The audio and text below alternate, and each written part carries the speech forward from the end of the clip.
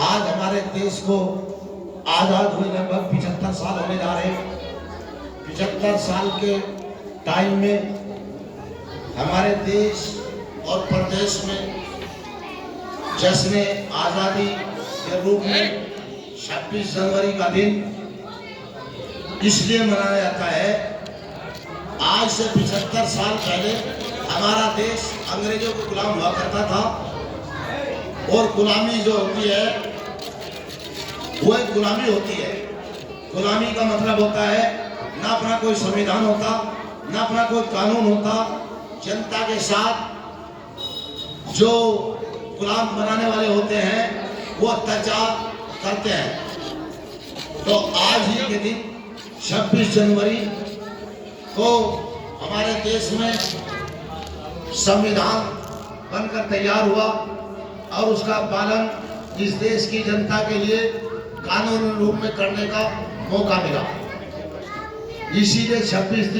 जनवरी के दिन को हम लोग एक राष्ट्रीय पर्व के रूप में मनाते हैं। इस गुलामी को भगाने के लिए हमारे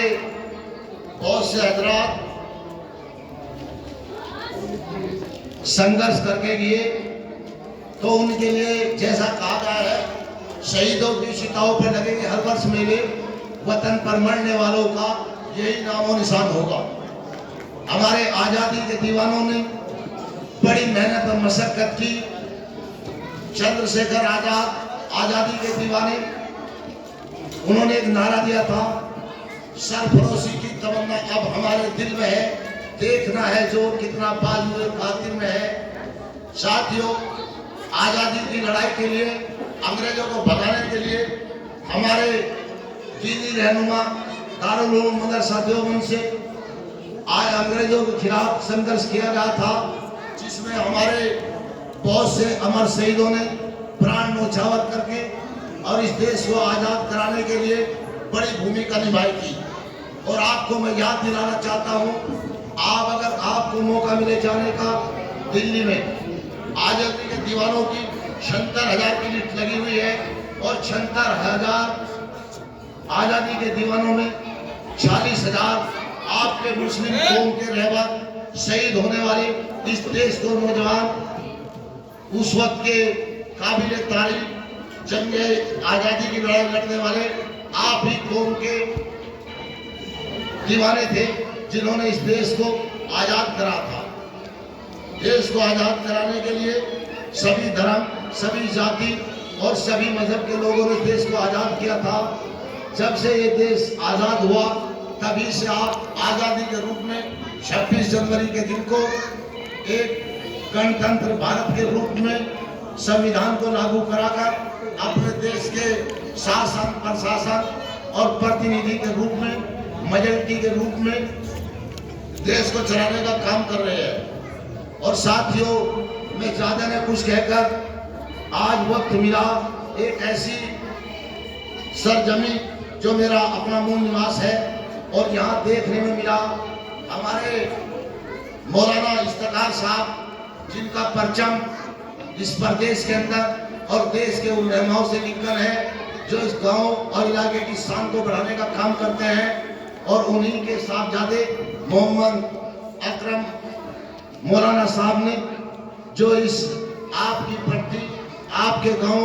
आपके मोहल्ले में और एक ऐसे मास्टर की रहनुमाई में जिसने इस गांव की बड़ी लगन और मेहनत के साथ तालीम को आगे बढ़ाने का काम किया। और मौलाना साहब की रहबराई में उसी समय में आज जिस मदरसे में, इस इस्लामिया मदरसे की सरजमी पे मैं खड़ा हुआ हूँ और यहाँ के अनुशासन, यहाँ के बच्चों की तालीम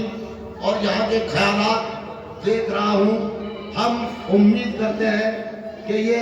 मौलाना साहब की सरपरस्ती में इन्हीं बच्चों में से, जैसा कि मैं बैठा था अभी डॉक्टर महराज साहब ने बताया, इन्हीं छोटी बच्चियों में 14 बच्चियाँ ऐसी हैं जो कुरान हाफिज है। तो मैं समझता हूँ जिस तरह देश का संविधान, कानून और देश को, भारत को विकसित करने के लिए यहाँ संविधान अपना काम कर रहा है, उसी तरह हमारे रहबर चाहे वो आलिम के रूप में करें या मास्टरी के रूप में करें, इस इलाके को और इस कौम को और इस मजहब के स्टूडेंटों को उसी तरह आगे बढ़ाने का काम कर रहे हैं। आज सोच भारत और भारत के रहनुमाओं की है, भारत को विकसित करना चाहते हैं। एक संकल्प यात्रा के युग में भारत जा रहा है, लेकिन मैं समझता हूँ उनकी मेहनत से ज्यादा हमारे रहबर मौलाना इफ्तिखार साहब, मौलाना अकरम साहब और इनके साथी मास्टर जी जिस तरह से बच्चों को पढ़ाने का काम कर रहे, अनुशासन सिखाने का काम कर रहे, हम पूरी उम्मीद के साथ कहते हैं कि आने वाला कल हमारे गांव को रोशन करने में एक रहबरी का काम करेगा और इस गांव का बच्चा पढ़ लिख कर एसपी, डीएम, कलेक्टर, कानूनगो, पटवारी वो भी बनने का काम करेगा। और साथियों, आपको मालूम होना चाहिए, भरा जो स्वभाव से नहीं,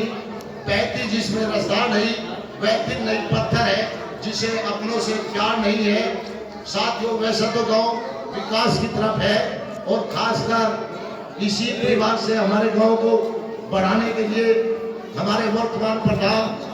श्री आदिल हुसैन जी, जिस तरह आप और हम देख रहे हैं, कहीं नाला बन रहा है, कहीं लाइटें चमक रही हैं, कभी रास्तों का विकास हो रहा है, बड़ी लगन और मेहनत के साथ काम कर रहे हैं। तो मैं उम्मीद करूंगा कि इन बच्चों को रोशन करने के लिए मौलाना साहब और इनके मदरसे के मास्टर साहब ज़्यादा मेहनत करेंगे। और जिस तरह इन्होंने चंद ही दिनों में आपके इन बच्चों के विकास के लिए मेहनत की, तो उम्मीद करेंगे कि बच्चों के एक हाथ में कुरान होगा